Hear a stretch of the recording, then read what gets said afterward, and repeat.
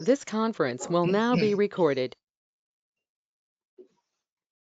अद्य शुक्रवासरः अथवा भृगुवासरः फाल्गुन कृष्ण पंचमी षष्ठी च दिनांक 2 April 2021 case paper page number 2 शंखं चक्रं जलौकान् ददतमृतघटं चारुदौर्भिश्चतुर्भिः सूक्ष्मस्वच्छातिहृद्यां शुकपरिविलसन् मौलिनं भोजनेत्रं तालाम्भोदोज्ज्वलाङ्गं कटितटविलसच्चारुपीताम्बराढ्यं वन्दे धन्वन्तरिं तं निखिलगदवनप्रौढधामाग्निलीनं प्रौढधावाग्निलीनं ब्रह्मणो हि समारब्धा मात्रेयास्येति पूजिताम् अस्मदाचार्यपर्यन्तां वन्दे गुरुपरम्पराम्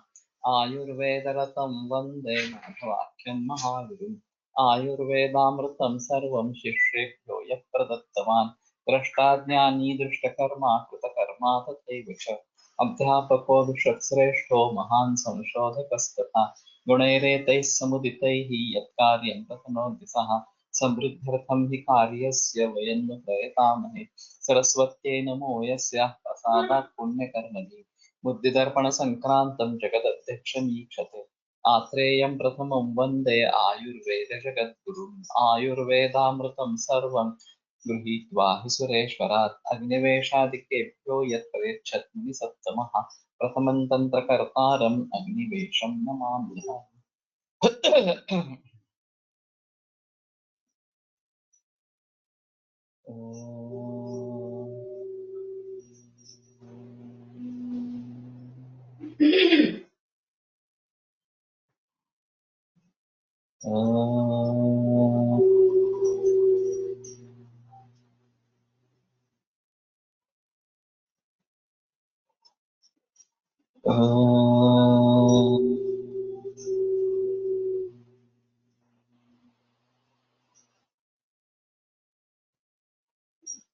ओम शांति शांति शांति।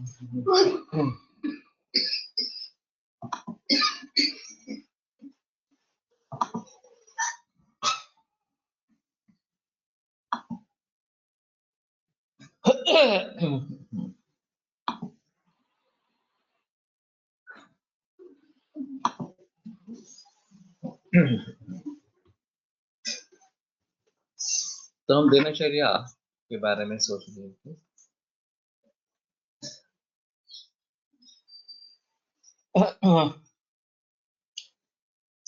तो शिव स्नान हफ्ते में कितनी बार है, गर्म पानी से है या ठंडे पानी से है, और गर्दन के नीचे गर्म पानी लेने में कोई प्रॉब्लम नहीं है, लेकिन गर्दन के ऊपर, सर के ऊपर पानी लेना है, वो ठंडा पानी लेना है। और वाग्भट के भाषांतरकार गर्दे ने इसके बारे में बहस की है कि उन्होंने और कुछ उनके मित्रों ने ये प्रयोग करके देखा है और उससे हानि नहीं होती है किसी भी प्रकार की। मैं भी करता हूँ तो ठंडे पानी से, सबके ऊपर से ठंडे पानी से इस प्रकार से करता हूँ। प्रश्न असा आहे याच्यामध्ये माझा शिक्षण खूप साऱ्या गोष्टी जसं आलेलं आहे त्या पायाला पर आहे त्या डोक्यावर नुकसान आणि या गोष्टी गरजेच्या आहेत. रोज करणं गरजेचं आहे का नाही अशासाठी काय रोज करावा का नाही? रोज नाही, हा प्रश्न आणणं गरजेचं आहे का म्हणजे मला नाही कळलं.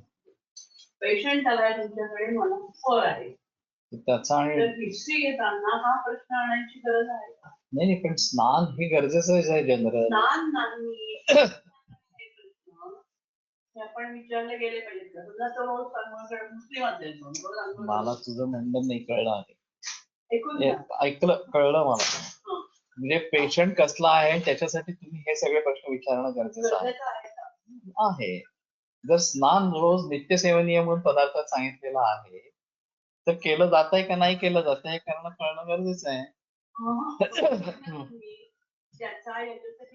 त्याचा त्याच्याशी स्पर्शी संबंध असेल असं नाही, ते सोडून द्यायचा. पण जनरल कुठल्या गोष्टी कराव्यात आणि कुठल्या करू नये या संदर्भामध्ये जर वर्णन असेल तर ते विचारलं गेलं पाहिजे. म्हणून परवा माझी मागची चर्चा झाली की तात्कालिक याच्यात आता एक वेगळा पेपर असावा आपण फार शॉर्ट केस पेपर आहे आपला. शॉर्ट केस पेपर आहे. शॉर्ट केस पेपर तो तसा नाहीये त्याच्यात बोलाच नाही त्याच्यामध्ये आर्य पॉईंट काही येत नाही. हेतू म्हणून दिलेत फक्त तिथे तुम्हाला घालायचं ते सगळे घाला. एक शॉर्ट केस पेपर भी होता है, अगर तुरंत कुछ जल्दबाजी में कुछ करना है तो उसके बारे में बाद में बोलेंगे. काही पेशंट म्हणतात डोक्यावर थंड पाणी घेतलं की सर्दी होते, त्यांना कसं समजावून सांगा.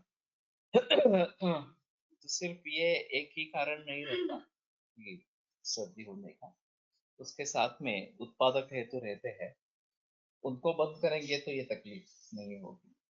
सर्वेंद्रियाणि येनास्मिन् प्राणा येषु च संस्थिता यदुत्तमांगमंगानां शिरस्तरविधीयते, ये सूत्र है. तो इंद्रिय सभी शिरस्थान में इस प्रकार के है, प्राण उसी में है और इसीलिए ये गर्मी का निषेध है. इसीलिए आतपत्र का भी निर्देश है. सर को गर्मी से बचाने के लिए आतपत्र, वैसे शब्द आतपत्र है तो वो धूप से बचाव करने के लिए आतपत्र रहते थे. और वर्षा ऋतु में जो उसी का प्रयोग होता रहता है, उसको शायद वर्षात्र कहना चाहिए. छाता जो होता है, लेकिन एक ही आतपत्र दोनों सीजन में काम में आ सकता है. ऐसा बीच में एक लेख आया था इसके बारे में. उसका कहना था कि ये छाता जो है वो विदेश की खोज है और फिर भारत में आ गई इस प्रकार से. तो मैं सहमत नहीं हूँ इससे.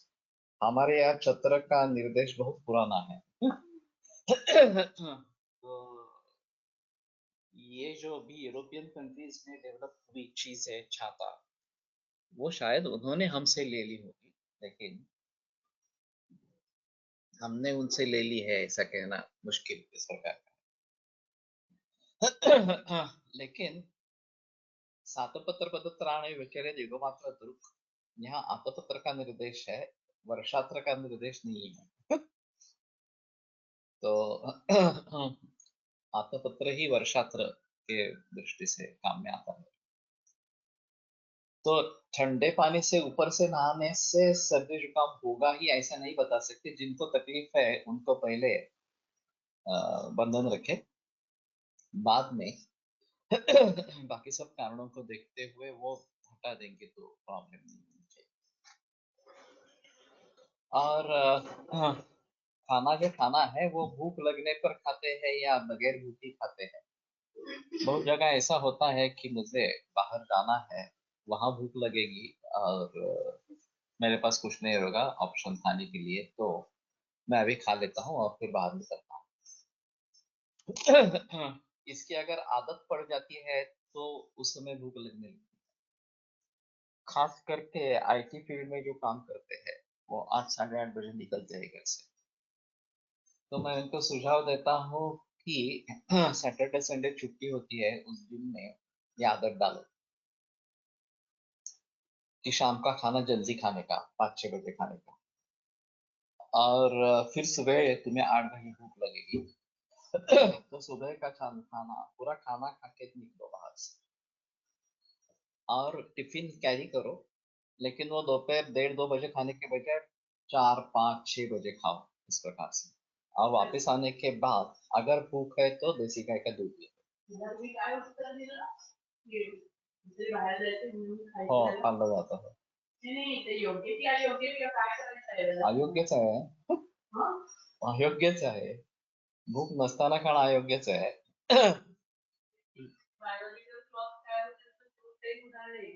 आपल्याकडे गरज निघताना काहीतरी खाऊन द्यायला पाहिजे. काळेनी मला सांगितलं कर्ज तुम्ही माहिती ना खूप लवकर निघायला यायचं. तुम्ही जर म्हणता सुट्टीच्या दिवशी जर तुला 5 वाजता जाग यायची की आता काहीतरी खायला द्या. वही वही मैं बता रहा हूँ. वही बता रहा हूँ कि मेरे पंडे भूख लगे उसमें आदत डालेगा ना वही. हो ग तेच सांगतोय मी. एखाद्या दिवशी नसताना होत असेल त्या लोकांनी काय करायचं असा माझा प्रश्न आहे. एखाद दिवशी काय एखाद्या दिवशी असायचं ठीक आहे बाहेर जायचंय मला म्हणून मी खाल्लं बॉडी एखाद्या दिवशी सहन करेल पण रोजच्या त्याच्यामध्ये जर असं झालं बॉडीचं बायोलॉजिकल क्लॉकच बदलतं. ठीक है ना.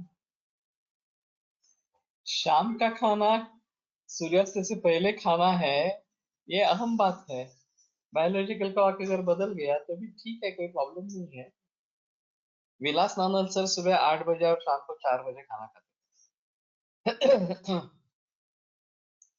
और फिर 4 बजे के बाद ओपीडी रहती थी तो 8-9 बजे तक चलती. तो कोई उनको दिक्कत नहीं थी इस प्रकार से. मैं पहले 5:30 बजे खाना खाता था शाम को और फिर ओपीडी 10:30 10 बजे तक चलती थी. तो मुझे भी दिक्कत नहीं आती, आके सो जाना इस प्रकार से. तो बेटर ऑप्शन है कि भूख लगनी चाहिए और भूख लगती नहीं है तो ये बायोलॉजिकल क्लॉक सेट करने का प्रयास. अगर 8 8:30 बजे निकलने वाले हैं और शाम कितने बजे वापस आएंगे पता नहीं है, देर होती है, तो बेटर ऑप्शन ये खाना साथ में लेके जाए और फिर 5-6 बजे खाना खाए. ते पण आम्ही आहे ना, मी स्वतः ना, मला एरवीच्या ऋतूमध्ये नाही फारसं काही होत पण मला उन्हाळ्यामध्ये परत असं वाटतं की रात्री काहीतरी पाहिजे. दूध घे. हो ना मग दूध नसेल तर काय करायचं. मिळवायचं करायचं. आणि सॉलिड फूड खायची इच्छा असेल तर ना यार. तो अगर इस प्रकार से अगर होता है तो भूख लगकर खाना जाना चाहिए, ये अहम है. और उसकी आदत कर सकते हैं, ऐसा नहीं है कि आदत नहीं पड़ सकती, उसकी आदत हो सकती है इस प्रकार से. लेकिन रात देर से खाना खाना, उसका पचन न होना, रात सुबह देरी से उठना, ये सब अनारोग्य कारक है, उसमें कोई संदेह इस प्रकार का नहीं है. और भोजन के समय नियमित है अनियमित है ये भी जिक्र करना है. और होटलिंग, वास्तविक होटलिंग होना ही नहीं है, लेकिन पूरी तरीके से टालते नहीं है. महीने 2 महीने में एक आध बार जाते हैं, 6 महीने में एक आध बार जाते हैं तो कोई ज्यादा दिक्कत वाली बात नहीं है. लेकिन हफ्ते में एक बार या उससे ज्यादा अगर है तो वो निश्चित रूप से हेतु है. पण तरी सुद्धा पदार्थांमुळे लागलेली आणि जी भूक खरी याचं डिफरन्शिएशन कसं करून घ्या. ते सांगितले की मागे बऱ्याच वेळा सांगितलं. सच्ची भूख और झूठी भूख ऐसे दो हो सकते हैं. अगर किसी पदार्थ के याद आने से, उसके गंध से, उसको देखने से भूख लगती है तो सच्ची भूख नहीं. सच्ची भूख वही कहलाती है जब मुझे जो बिल्कुल अप्रिय है इस प्रकार का खाना भी सामने आए तो भी मैं खा लूंगा क्योंकि मुझे अभी भूख लगी है, मुझे खाना चाहिए बस. वो सच्ची भूख है. लेकिन अगर टेम्पटेशन से भूख लग रही है तो वो सच्ची भूक नहीं है. एक बात दुसऱ्या टेम्पटेशन असताना वासनाश्रय करण्याकरता किती प्रमाणात खावा असं काही सांगू शकाल का. नाही खायचं खरं तर आयडियली. म्हणायला सोपं आहे प्रॅक्टिकल सोपं नाहीये. ये मनोनिग्रह की बात है, त्रुटि भ्रंश है. अगर मैंने डिसाइड कर लिया है कि मुझे अभी भूख नहीं है, केवल मुझे टेम्पटेशन हो रहा है, तो हाँ, बेहतर ऑप्शन है कि हाँ, मनोनिग्रह करे. वैद्याने आहार कसा करावा. सकाळी लवकर जावे लागतं, रात्री उशीर होतो, मध्ये भूक लागली तर वेळ मिळत नाही. ये तुम्हें एडजस्ट करना पड़ेगा. अगर सुबह क्लिनिक का टाइमिंग 8:30 9 9:30 इस प्रकार का कुछ रहता है और बहुत सारे वैद्य नाश्ता करके निकलते हैं और नाश्ते में बदलते हुए पदार्थ लेते हैं. तो वो तो नहीं करना है. अगर तुम सुबह 10 की ओपीडी रखते हो और पूरा खाना खा के निकलते हो तो प्रॉब्लम नहीं है. और शाम की अगर 5 या 6 बजे की ओपीडी हो तो उसके पहले खाना खाकर निकलते हैं तो वो सबसे अच्छा है. तो सुबह 9:30 बजे और शाम को 5:30 बजे खाना खाएंगे तो कोई दिक्कत नहीं रही। लेकिन क्लिनिक शुरू पहले ही शुरू करते हैं, ऐसा है। 8:30-9 बजे इस प्रकार से। तो फिर दिक्कत हो सकती है कि दोपहर में भूख लगेगी, फिर से उसमें उसमें खाना खाएंगे, 8 बजे खाना खाएंगे तो दोपहर में भूख लगेगी। तो फिर बेटर ऑप्शन है कि खाना डिवाइड करो, रोटी दाल चावल सुबह खाओ, रोटी सब्जी दोपहर खाओ, या वाइस वर्सा करो, कुछ भी करो इस प्रकार से। लेकिन शाम का खाना ज्यादा से ज्यादा 8 साढ़े 8 बजे तक होना चाहिए, उसके बाद में नहीं होना है, और 10 बजे तक सोना है वास्तव में। तो शुरू में प्रैक्टिस ज्यादा हो सकती है, और फिर ये 10 साढ़े 10 बजे तक नहीं पूरी होती, और फिर उसके बाद में आकर खाना खाना ये तो उचित नहीं है। तो बेटर ऑप्शन है कि 5:30 या 6 बजे प्रैक्टिस आरंभ करो, खाना खा के निकलो। तो दोपहर में थोड़ा ही खाना खाना है। अगर इसमें दोपहर 1-1:30 बजे खाना खा रहे हो तो कम से कम 3 घंटों का बीच में फासला होना चाहिए। तो 1-1:30 बजे खाना खाया और 5:30 बजे खाना खाया, ये चलेगा। अजीर्णे सायमाशेतु प्रातराशेतु सायमाशो न दुष्यते, इस प्रकार का वर्णन है। लेकिन अजीर्णे सायमाशेतु सप्रातराशो ही दुष्यते, तो वो नहीं करना है। और इसमें देसी गाय के दूध के लेने के लिए कुछ समय रखना चाहिए। अगर हम सुबह उठने के पश्चात दूध लेते हैं देसी गाय का, और फिर 9 साढ़े 9 बजे खाना खाते हैं, और दोपहर में फल लेते हैं क्लिनिक से आने के बाद। मैंने मुळात तर आपण बघत राहत असून त्याचा आपल्याला इतका हेल्थ आहे तर तो वाचवणार झाली होती ते आपण नाही दूर करू शकत आहे, वस्तुस्थिती आहे. कारण आपण लहानपणापासून चहाच पितोय, मी सर्वप्रथम चहा पितो. तर तिथे आयडियल काय आहे असंच बघायला पाहिजे. आयडियल प्रॅक्टिकल होतं त्याचे उपाय काय, हा सगळं गाजलेलं उपाय हे तुम्ही मनाशी ठरवलं तर होईल, नाही तर नाही. करून मला हो ना, माहितीये मला, पण मनाशी ठरवलं तरच ते होईल, नाही तर नाही होणार. एक मिनिट, आणि आपण ह्या प्रकारची इथं चर्चा नको करायला. मी इथं बोलतोय, तू त्या प्रकारे सारखी बोलत राहिलीस तर ते गोंधळ होईल. शंका विचारणं ठीक आहे एखाद वेळेला, पण आपल्याच चर्चा नको व्हायला इथे आता. हो, म्हणजे शंका विचारणं ठीक आहे, पण चर्चा करणं नाही अपेक्षित असणार अशा स्वरूपाचं. तो इसके बारे में संदेह फिर होता है कि दोपहर में अगर हम ऑर्गेनिक फ्रूट लेते हैं, फल लेते हैं, और शाम का खाना खा लेते हैं, तो ये सबसे आइडियल है। अभी जो दिक्कतें आ रही है, vitamin B12 deficiency, D3 deficiency, या बाकी विटामिन की कमी वगैरह वगैरह, ये बातें अगर हम नियमित रूप से फलाहार करेंगे और देसी गाय का दूध लेते रहेंगे, एक बार वो कम से कम 300 ml लेना है सुबह दूध। जो वेजिटेरियन है उनके लिए तो ये काफी आवश्यक है।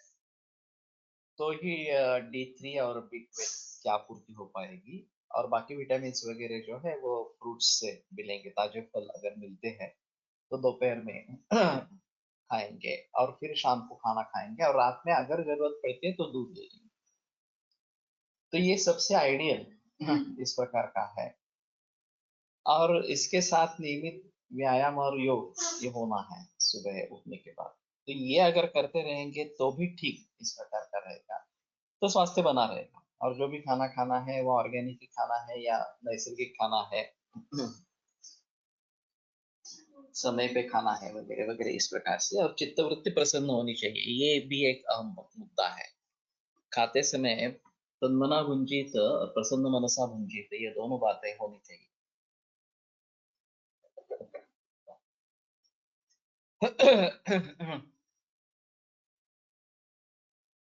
तो सुबह अभी चाय कॉफी की आदत हो गई है, और सिर्फ एक बार चाय लेने से नहीं होता है, 2 बार चाय लेनी पड़ती है, ये काफी लोगों में देखा जाता है।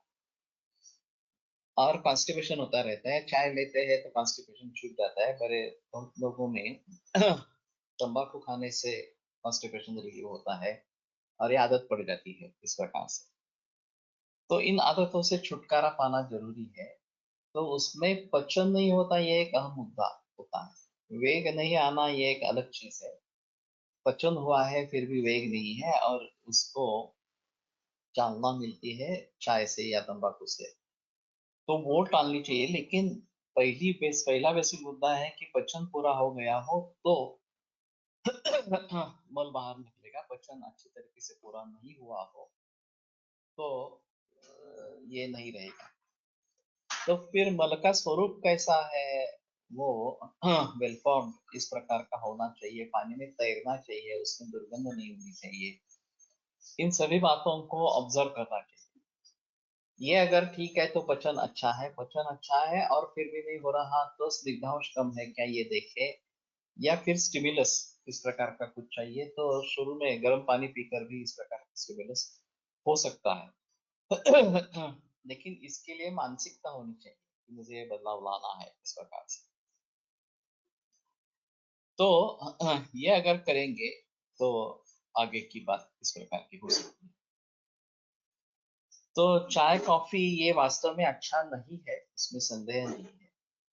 लेकिन फिर भी अगर आदत पड़ गई है या छोड़ने की इच्छा नहीं है या दूसरे किसी पे घर पे जाते हैं तो अभी आदरातिथ्य करने का यही रिवाज है, चाय पिलाना इस प्रकार से।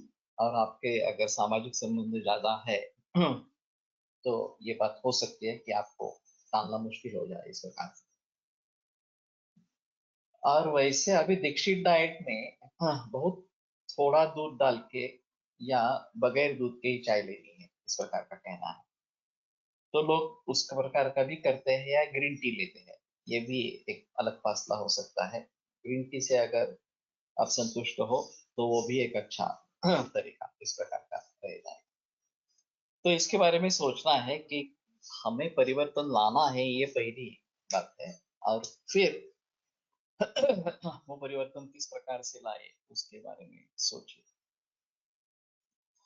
तो सुबह का नाश्ता ये एक अहम मुद्दा है। और जैसे मैंने कहा कि नित्य सेवनीय जो पदार्थ है वही लेने हैं, तो दाल चावल या रोटी सब्जी यही बेहतर नाश्ता इस प्रकार का। हफ्ते में या 15 दिन में एक बार आप जरूर दूसरा कुछ नाश्ता करना है, पोहे या उपमा या कुछ इस प्रकार से, तो सोच सकते हैं उसके बारे में। लेकिन रोजाना खाने के लिए ये पदार्थ अच्छे नहीं है। और फिर ढोकला, समोसा, परंजी और इस प्रकार से कुछ जो बदलते रहते हैं वो तो करना अच्छा नहीं है। तो तली हुई चीजें इस प्रकार से खाना, इडली भी फर्मेंटेड है, तो केवल साउथ को छोड़कर बाकी भारत में इडली प्रचलन में नहीं होनी चाहिए नित्य रूप से।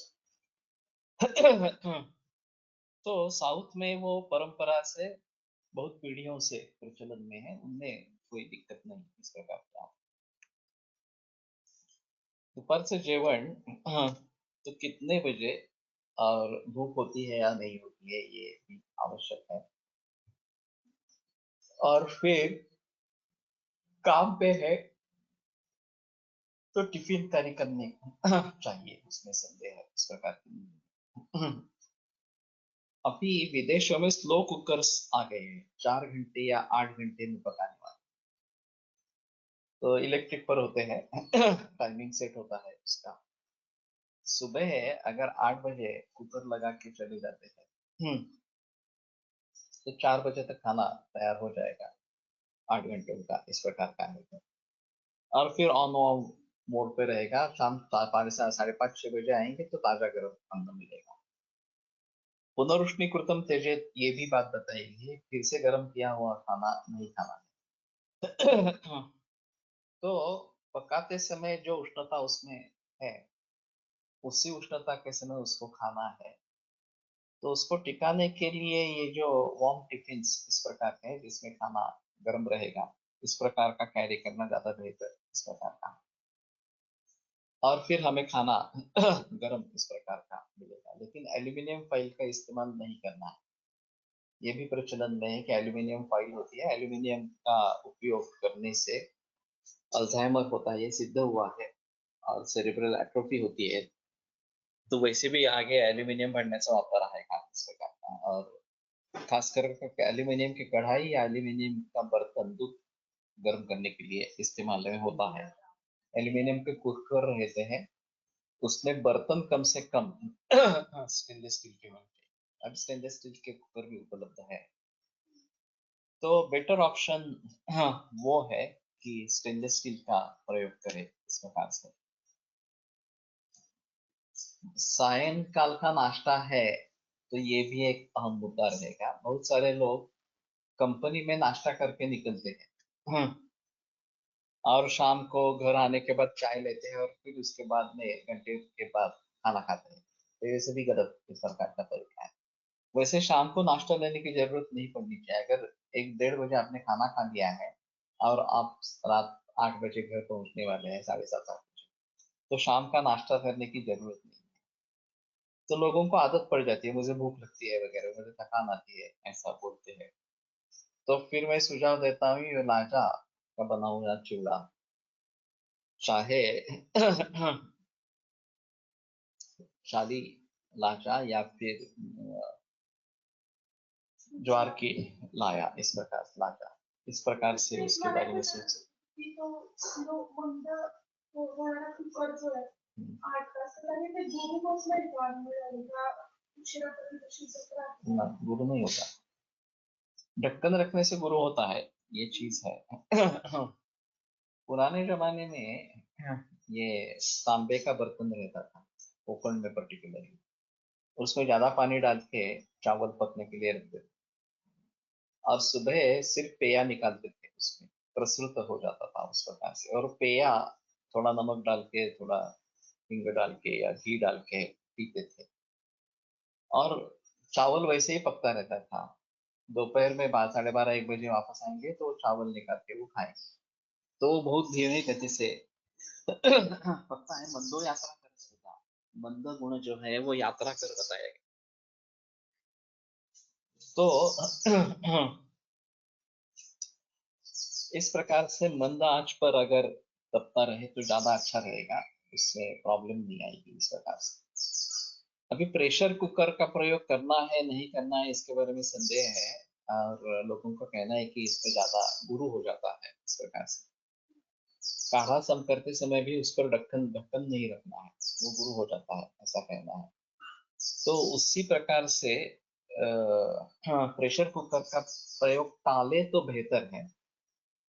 लेकिन फिलहाल की कंडीशन में जब सभी समय पर निर्भर है और समय कम है, तो इसमें मॉडेस्ट वे क्या हो सकता है, ये थोड़ा देखने की कोशिश करें।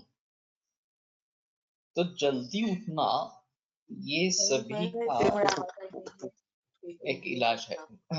जल्दी अगर हम जाग जाएंगे तो ये बात हो सकती है कि ये सब करने के लिए सब फुर्सत मिले।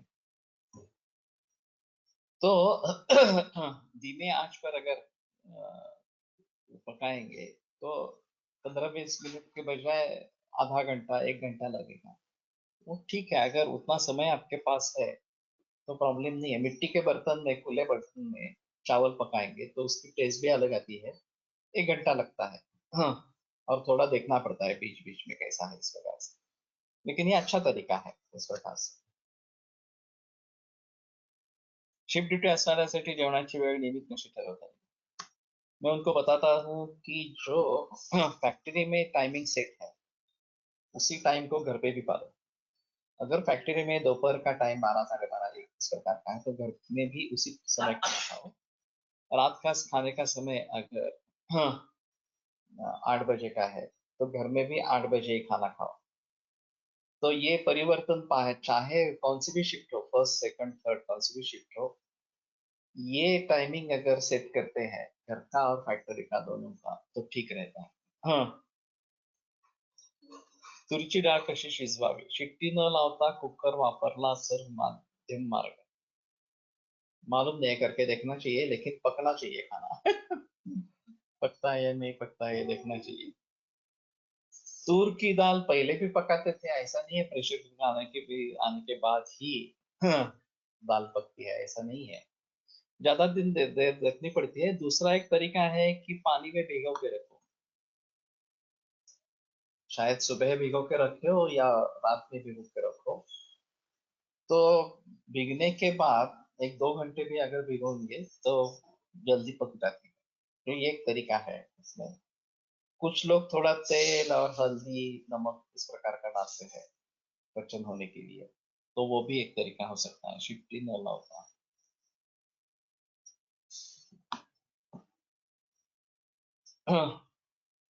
किंवा 15 शिजायचा आणि लसणाच्या पाकळ्या टाकल्या, त्यामुळे आम्हालाने लक्षणे निर्माण होत नाही, तसे वर्णन केले आहे. ओके. तो करके देख सकते हैं.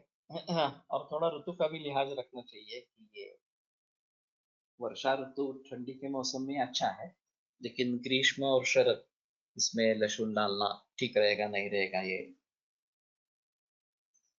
थोड़ा व्यक्ति सापेक्ष भी रहेगा.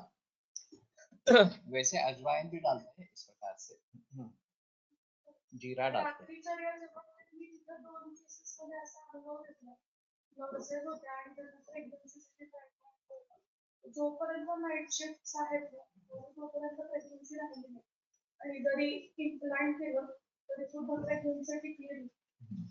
जोपर्यंत काय आहे तोपर्यंत नाईट शिफ्ट्स चालू होत्या ना, हा नाईट नाईट शिफ्ट्स शिफ्ट चालू होत्या आणि जरी हे बंद केलं तरी प्रेग्नन्सी टिकली नाही.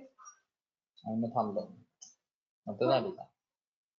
नाईट शिफ्ट बंद केल्या त्याच्यानंतर संध्याकाळ केलं तर ते झाली प्रेग्नन्सी. 2 वर्ष इसमें नाइट शिफ्ट चालू थी. जब तक नाइट शिफ्ट चालू थी तब तक प्रेगनेंसी हुई नहीं. नाइट शिफ्ट बंद करने के बाद ही प्रेगनेंसी जो हुई वो भी टिकी नहीं इस प्रकार से. तो नाइट शिफ्ट के बारे में थोड़ा सा देखना चाहिए. और मैंने जैसे बताया बीपीओ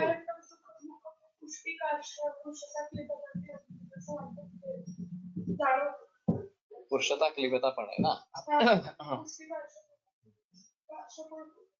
तो निद्रा आवश्यक इस प्रकार की है. और अभी बीपीओ वगैरह मैंने कुछ मरीज ऐसे देखे हैं जिनको सदा के लिए ही नाइट शिफ्ट है. ये अजीब है. ये इस प्रकार से नहीं होना है. हफ्ते में महीने में 1 हफ्ता नाइट शिफ्ट है तो भी कुछ हद तक कर सकते हैं. नाही पण ते लोकांना पटत नाही. एक मध्ये मी तिला समजावलं त्याच्यानंतर तिची प्रेग्नन्सी राहिली आपल्या. दुसरीमध्ये तिने आययूआय केलेलं आणि इम्प्लांट केलेलं. सो आम्ही पण केलं होतं. तेव्हा पण ते टिकलं नाही. आम्ही तिला परत एक्सप्लेन केलं. तिला नाईट शिफ्टच हवे होते कारण की काम कमी असतं. तर आम्ही तिला एक्सप्लेन केलेलं की अशा प्रेग्नन्सी नाईट शिफ्ट केलं. पटलं नाही. दुसऱ्या वेळेला परत ठीक. तो ये निसर्ग के अनुसार रात में सोना और दिन में जागना ऐसा है. वो अगर नहीं करेंगे तो मुसीबत इस प्रकार की हो जाएगी.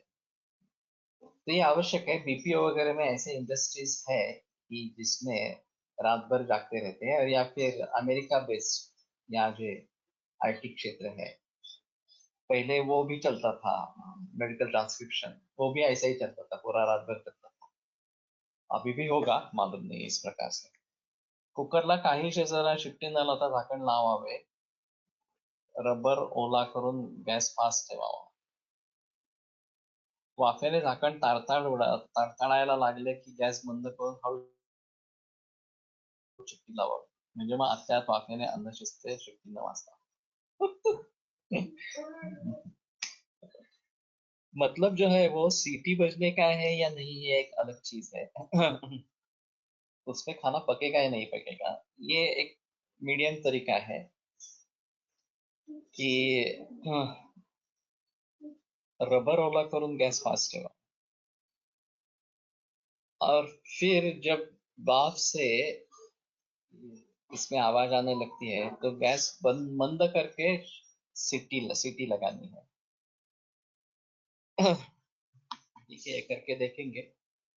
खास करके बच्चे सो रहे हैं और सीटी का आवाज नहीं होना है तो शायद ये तरीका इस्तेमाल कर सकते हैं.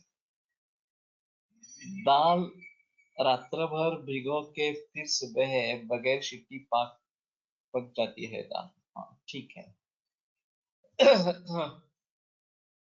तो इसमें शैथिल्य जनन होता है, पानी में भिगो कर रखते हैं तो उसमें शैथिल्य जनन हो जाता है ना, और ये शैथिल्य पकाने के लिए फायदेमंद होता है। तो ये बेहतर तरीका है, अगर दाल पकती नहीं है, चावल पकता नहीं है, तो ये करना जरूरी है, पानी में भिगो कर रखेंगे तो अच्छा इस प्रकार का है।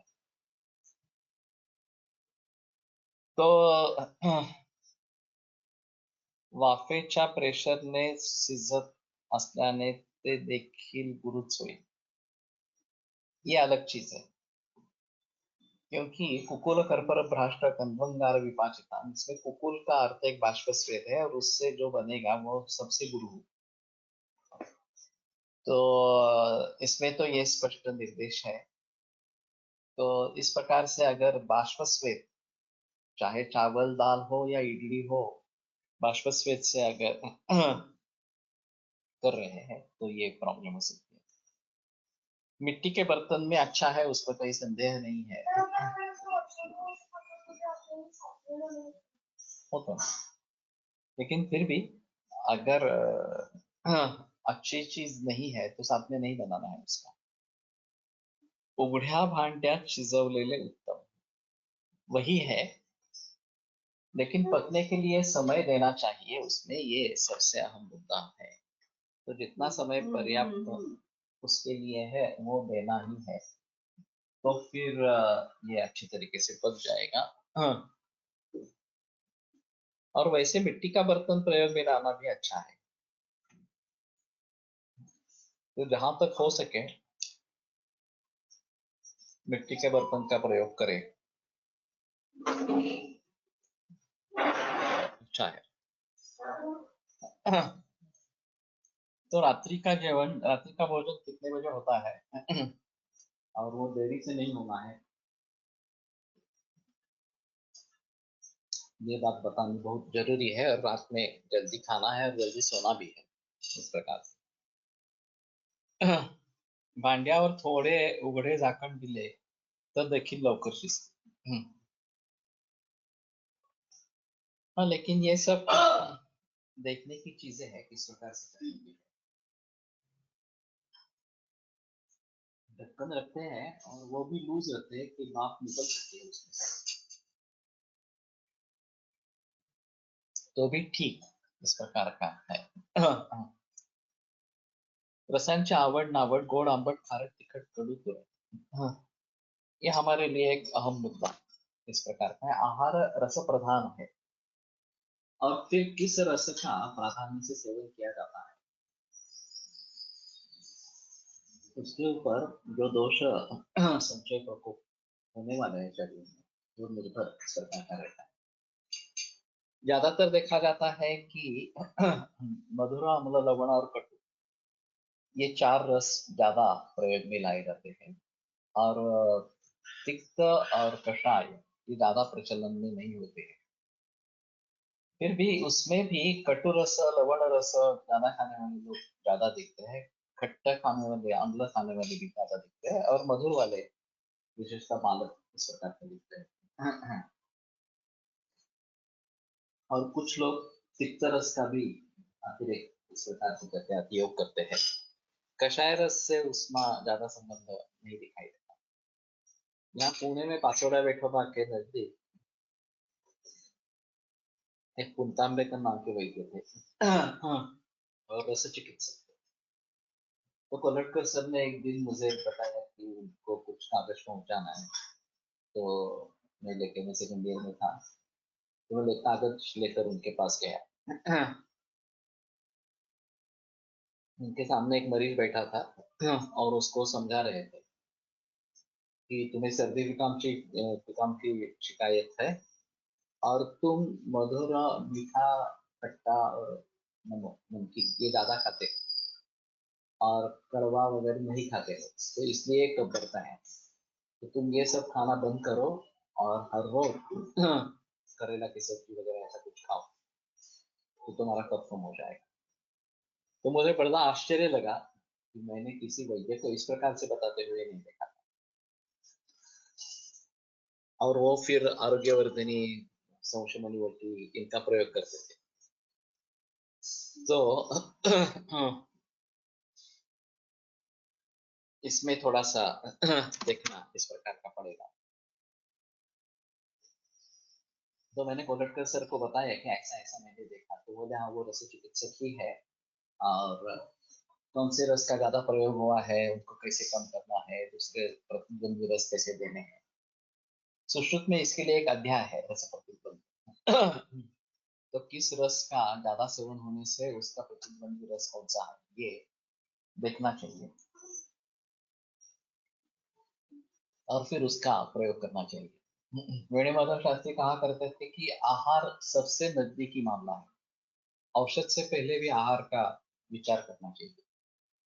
तो ये दो तरीके का विचार हो सकता है कि जो अहित सेवन है उसको टालना और अहित सेवन के विपरीत सेवन करवाना। तो एक दातार गुरु जी की केस थी कि धनिया खाने की आदत थी और उससे अवृषत्व हो गया। तो फिर उन्होंने सुझाव दिया कि ठीक है धनिया खाना बंद करो और आते जाते आंवला खाना शुरू करो, इसी प्रकार से।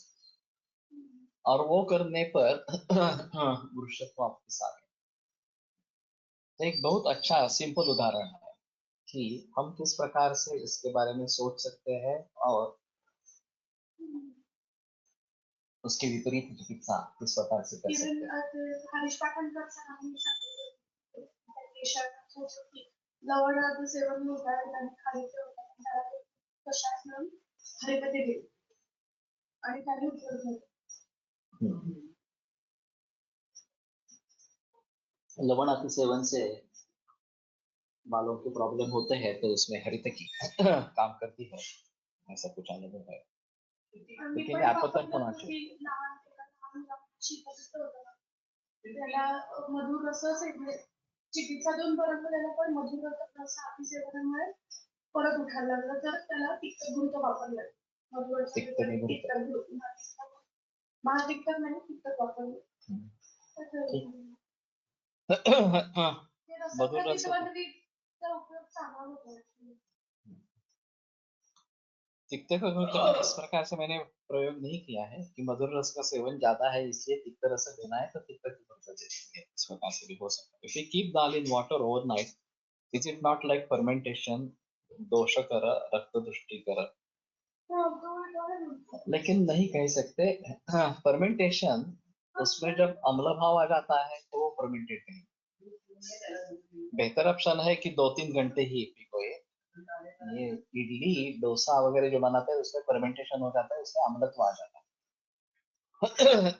वो शायद उड़द दाल की खासियत है कि इस प्रकार से उड़द दाल फर्मेंट अच्छी होती है और ये इडली डोसा वगैरह उससे ज्यादा बनते हैं, अच्छे बनते हैं। लेकिन बाकी सभी चीजों में इस प्रकार से अम्लत्व आएगा ये बताना थोड़ा मुश्किल है।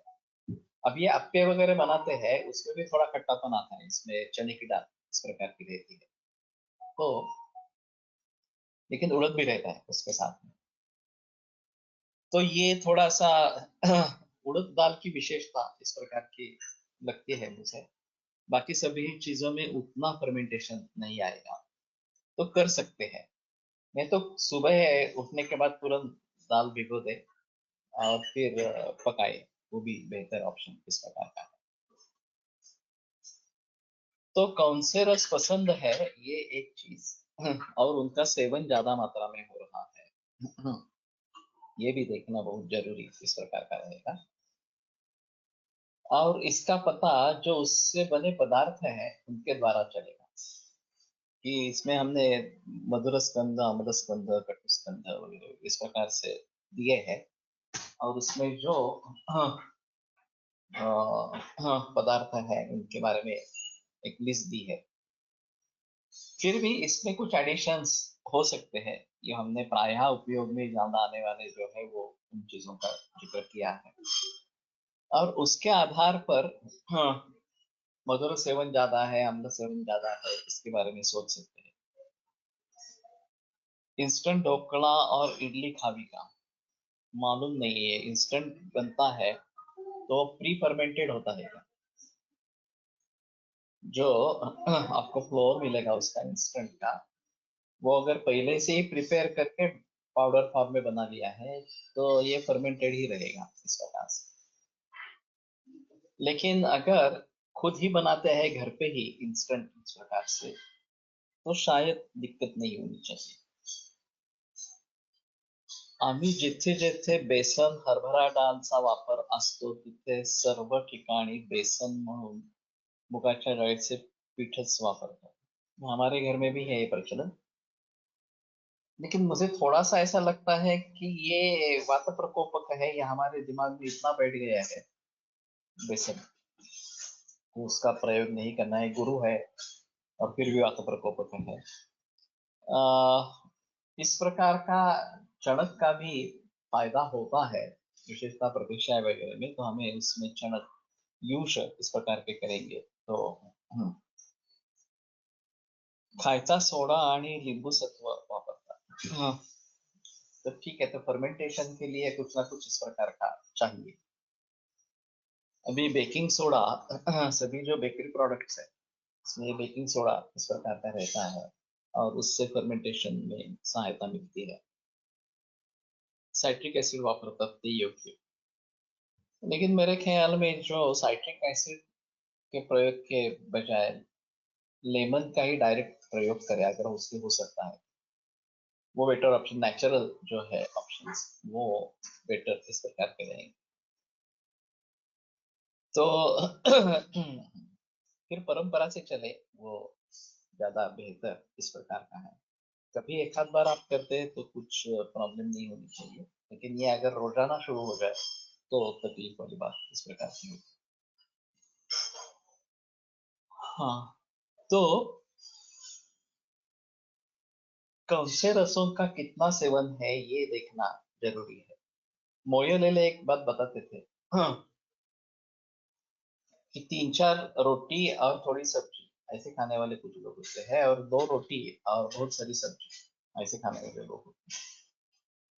तो रोटी ज्यादा और सब्जी कम, ये ज्यादा अच्छा है, क्योंकि सब्जी में सभी प्रकार के रस जाते हैं, रोटी में मधुर रस ही जाता है। तो षड्रसम मधुर प्रायम, षड्रस होना चाहिए और मधुर प्राय होना चाहिए। तो मधुर प्राय होने के लिए मधुर रस के पदार्थ रोटी या दाल या चावल ये ज्यादा होने चाहिए, और बाकी व्यंजन जो है वो कम होने चाहिए, वो व्यंजन के स्वरूप में ही होनी चाहिए। तो मुख्य अन्न और व्यंजन इसमें फर्क करना है। तो बेटर ऑप्शन जो बॉडी बिल्डिंग मटेरियल है वो ज्यादा प्रयोग में इस प्रकार से लाए। तो ये भी देखना चाहिए कि रोटी ज्यादा खाते हैं या फिर सब्जी ज्यादा खाते हैं। और उत्तर प्रदेश में मैंने देखा अचार भंडार होते हैं, केवल अचार बिकने वाले दुकान, और बड़े पैमाने पर लोग वहां से अचार लेके रोटी के साथ खाते हैं। तो ये भी गलत है। अचार का इतना ज्यादा इस्तेमाल ये अच्छा नहीं है, क्योंकि इसमें नमक बहुत ज्यादा मात्रा में होना है, तेल भी ज्यादा होना है। अगर अचार टिकना है तो उसके लिए तेल और नमक ये दोनों चीजें काफी मात्रा में चाहिए। ऊपर तक तेल आना चाहिए और नमक भी उसका लवण स्पष्ट रूप से प्रतीत हो इतना होना चाहिए। इसके अपवाद भी है, नींबू का मीठा अचार वगैरह इस प्रकार से भी बनाते हैं। तो ये जिसमें ऑयल नहीं रहता और उतना ही ज्यादा मात्रा में नमक भी नहीं रहता, तो वो बेटर चॉइस इस प्रकार का है। और बाकी भी सब्जियों के भी इस प्रकार से अचार बनाते हैं, और वो टिकते नहीं है ज्यादा। आंवले का अचार बनता है वो भी अच्छा है, वो भी टिकता नहीं है। तो अगर टिकना है तो फिर ये ज्यादा मात्रा में नमक और ऑयल डालना पड़ेगा, नहीं तो बना के फ्रीज में थोड़ी देर रखो, हफ्ते में फिनिश कर दो, ताजा ताजा ही बनाते जाओ और फिनिश करो, ये ज्यादा बेहतर इस प्रकार का ऑप्शन है। मैंने थोड़ा सा सोचा था कि अचार हम प्रचलन में लाएंगे तो ये टेस्ट के लिए भी अच्छा रहेगा, और उसके जो दुष्परिणाम है उसको कैसे टालना है ये थोड़ा देखना पड़ेगा।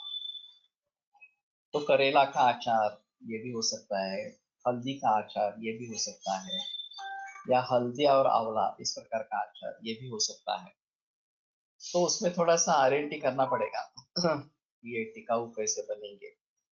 पुराने जमाने में अचार जब बड़ी मात्रा में बनाते थे तो उसमें एक परहेज रखते थे कि रजस्वला स्त्री का स्पर्श नहीं होना है। अचार बनाते समय उस समय तो ये नियम पाले जाते थे, और वो ऊपर रखते थे कि किसी के हाथ में नहीं लग जाए, और रजस्वला अवस्था में उसको छूना नहीं है। और उनका कहना है कि इस प्रकार से अगर रजस्वला स्त्री का स्पर्श हुआ तो वो खराब हो जाता है। तो बहुत सारे घरों में ये पुराना प्रचलन इस प्रकार का था। अभी आर्टिफिशियल प्रिजर्वेटिव्स का प्रयोग करके अचार बाहर मिलते हैं या फिर तेल या नमक का ज्यादा प्रयोग होता है। लेकिन ये भी एक अहम चीज रहेगी। और अगर हम कुछ चटनी इस प्रकार से बनाते रहेंगे जो कि कृमिहारक वगैरह इस प्रकार के हो, अग्निमांद्य दूर करने वाली इस प्रकार, और थोड़ी वनस्पति द्रव्य इसमें डालेंगे, औषधियां डालेंगे, विडंग वगैरह इस प्रकार से। वैसे हर चीज औषध के रूप में प्रयोग में आ सकती है, मरीच हो, विडंग हो, शुंठी हो, दालचीनी हो, इस प्रकार से। और फिर उसके जरिए अच्छे रिजल्ट्स पा सकेंगे।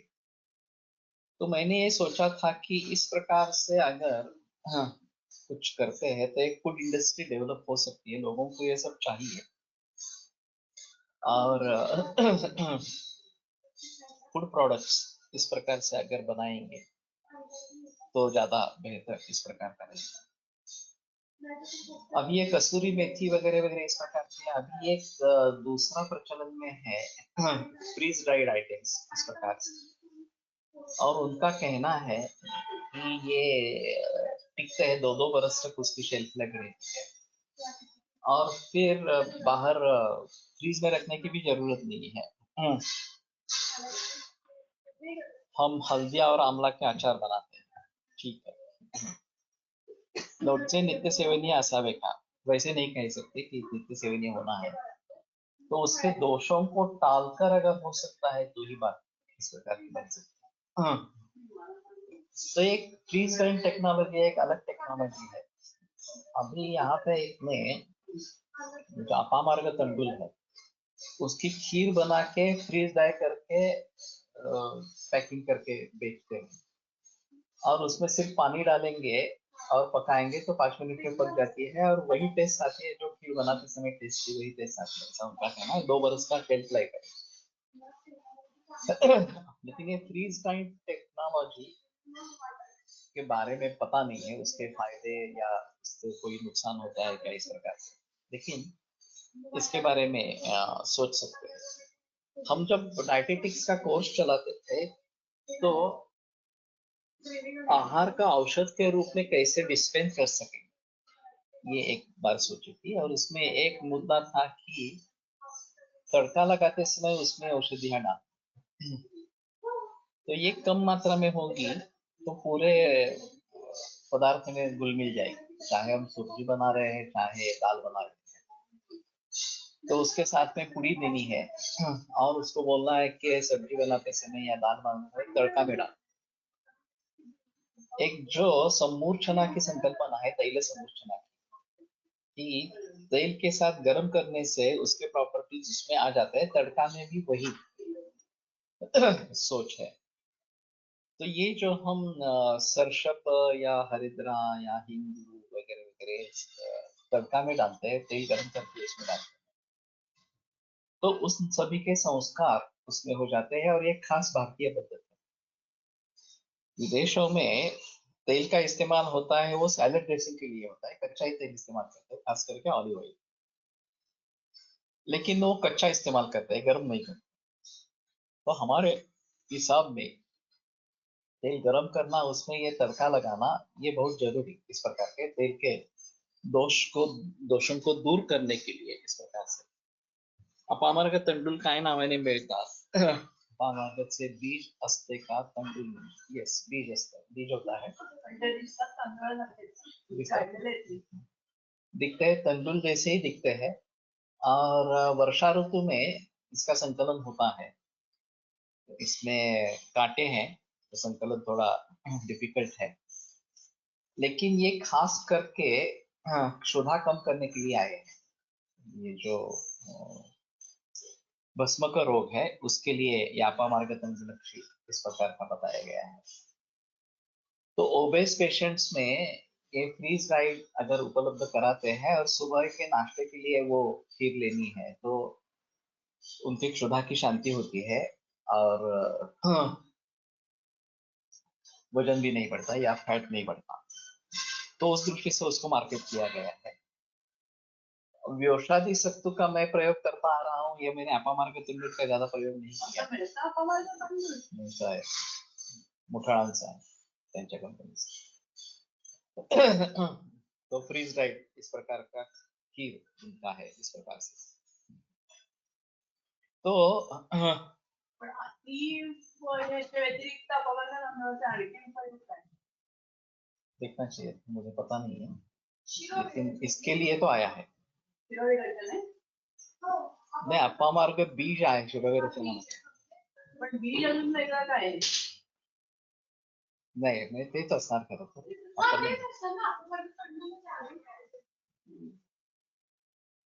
तो ठीक है। इस प्रकार तो उस प्रकार से उसमें इस्तेमाल में ला सकते हैं।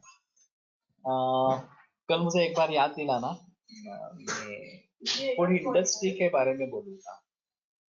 अभी ये विषय चल ही रहा है, तो फूड इंडस्ट्री हम किस तरीके से डेवलप कर सकते हैं इसके बारे में मेरे कुछ विचार है, खास करके विश्व भर के लिए। तो मैं उसके बारे में बोलूंगा। हर्बॅलाइफ एटसेट्रा कंपनी सकाळी शेक पिण्यास देतात, त्यामुळे भूक लवकर लागत नाही। अपामार्ग तंडुल वापरत असावे, ये तो मुझे नहीं लगता। अपामार्ग तंडुल इतने आसानी से उपलब्ध नहीं है, तो हर्बॅलाइफ में क्या है एक बार देखना चाहिए। लेकिन काफी लोग गाँव में प्रचलन है, व्यवसाय का यूज करते हैं आप करते हैं ना, इसमें कोई प्रॉब्लम नहीं है। विषादी सत्तू नियमित रूप से करते हैं। तो इन सभी के बारे में थोड़ा कल जिक्र करेंगे और फूड इंडस्ट्री के बारे में जिक्र करेंगे ज्यादा बेहतर।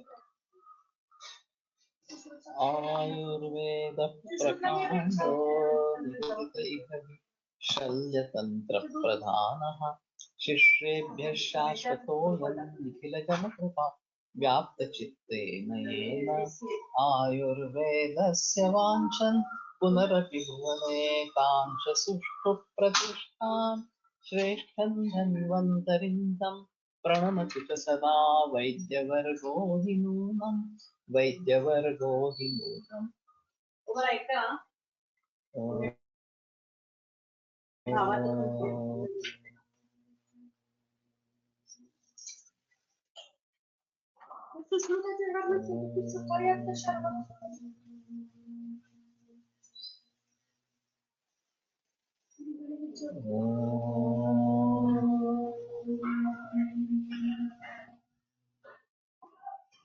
ओम शांति शांति शांति। जरा मैं स्वाहा पुनर